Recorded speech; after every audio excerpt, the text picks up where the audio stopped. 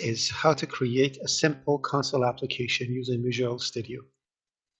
Open the Visual Studio 2022. Then click on Create a New Project. You can, if there is nothing over here to search, you can always here search for empty project console application. Make sure it's empty project C++ Windows console. Empty project C++ Windows console. Click on it and click on Next. It gives you two fields to fill and the location. Later, when you learn how to create your repositories, usually the location should be inside your repository. Select the name for your project. I'm going to call it sample project. Make sure that always this checkbox is checked. If you don't check it, it's going to create a nested directory that is not unnecessary. That's for complicated solutions with several projects in it. We are starting to learn how to program, therefore this must be always checked. Select the directory in which you want to write your code in it. So I have lots of stuff over here. I'm just gonna create over here something like sample. And inside sample, I'm gonna create, so inside the sample directory, I'm gonna have the sample project. I'm gonna click select folder, and that's what it's going to be.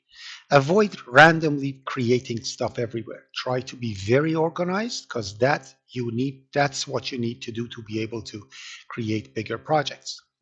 Then you click on create, and this will create a console application for you.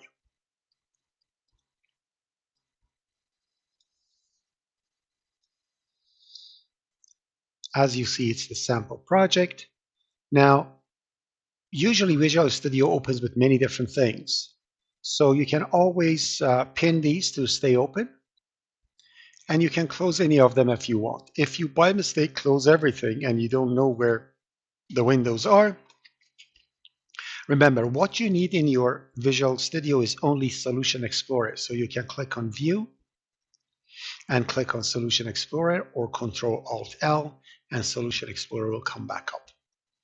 At right side of your screen, you see sample project and where you can put your files. The directories you see in your files do not exist on the hard drive. These are filtered using the project name that you have. So if you right click on the sample project and you go open folder in File Explorer, you will see that inside the sample project there is no subdirectory like source files, header files. Again, these are all virtual directories created that are kept in sample project VCXproj. Remember, to carry your project around, you only need two files. One is the name of the project, VCXproj, and the other one, name of the project, VCXproj.filters. These two carry the project around. The rest, you don't need to carry it with you.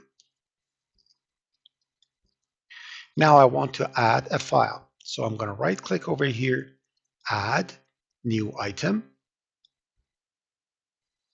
I'm going to select it to be Visual C++ code, and therefore C++ file is the one that I'm going to create. I'm going to click on add.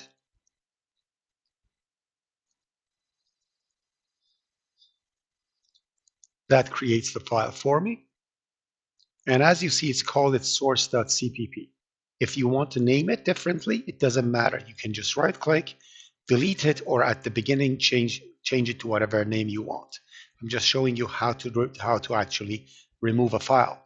So if you right click on the file, you can click on remove, and it asks you, would you like to remove it from the hard drive, or you want to remove it from the project?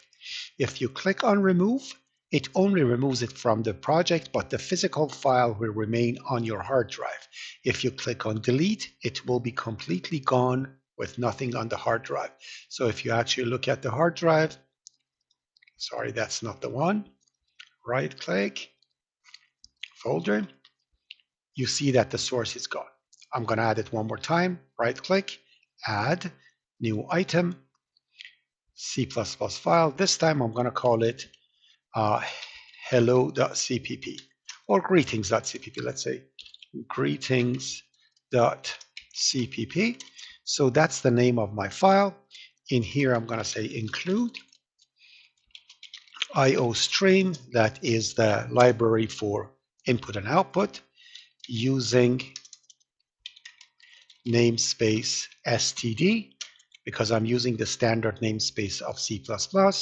Then I'm going to start writing my C++ code, which is int main. Unlike C, we don't write void in there. There's no need for it. Return 0. And now inside main, I'm going to say cout, which is console output. And I'm going to insert to console output hello world. And then I'm going to insert an end line, which is a new line essentially. Now to run this program, either you can hold the control and press F5 to run it, or you can click on local window debugger, or you can click over here just to run it without debugging. But all these things have shortcuts for it. If you see over here, the shortcut is Control F5. At the end it mentions. This one is just F5. If you click on debug, you will see all the information that I just gave you, how you want to run this program.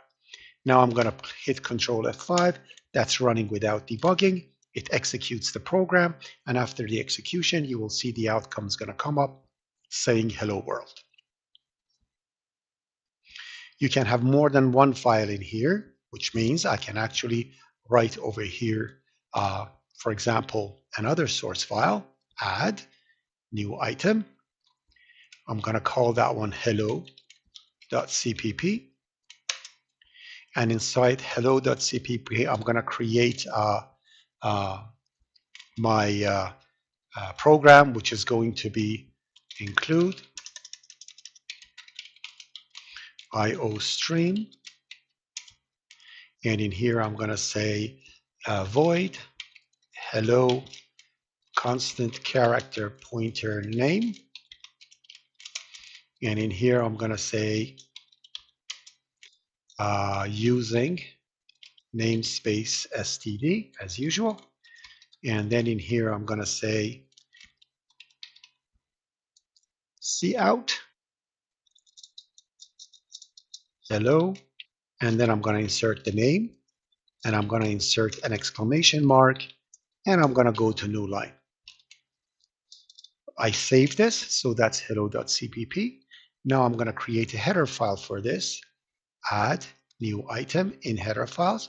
I'm going to click on a header file and call it hello.h. In hello.h, I will add the prototype for the hello.cpp function. So essentially, I'm going to grab this, copy, and I'm going to put it over here. So that's the prototype. You will learn soon that it's a good idea to add safeguards. So I'm going to add a safeguard over here, which is if not defined. This is something that you have to memorize and you have to do it at all times. We are in Seneca, and this is hello.h. You copy the first line, change that one to define.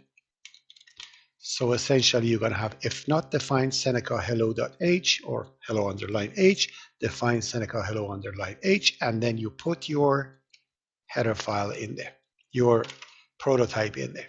Now I'm creating a module that says hello, and in greetings.cpp, all I need to do is to say include hello.h and int main return 0. And now I can call the hello function over here. And in the hello function, I'm going to put the name. So I'm going to say hello, everyone. And now I'm going to walk through it by pressing F10. So I can just run it using Control F5. That executes the whole program and runs it. So it says hello everyone. Now if I want to walk through it, I'm going to keep pressing F11. So F11 starts from the beginning. I'm going to put this at left side, put the output at right side. Now I'm going to press F11 or F10. F10 essentially means run this as a command and go through it. F11 means go inside the function. So if I press F10, it runs hello as one statement. If I press F11, it passes through. If you forgot what these keys are, you can always click on debug. And on debug, you will see that step into is F11, step over is F10, step out is shift F11. You're going to get used to all these shortcuts as the semester goes by. So I'm going to press F11. As you see, it shows that the function hello is called. You can hover the mouse over it, and it actually shows what the value is. So I'm going to execute one more line and go inside. Now, if I bring my mouse over name, I will see that it's everyone. Then after that, you will see that the output is displayed. I'm going to have hello everyone, and the program executed, and it's completed. This demonstrates how to create a simple console application with simple debugging. Have a good day, and we'll continue with the rest of the video.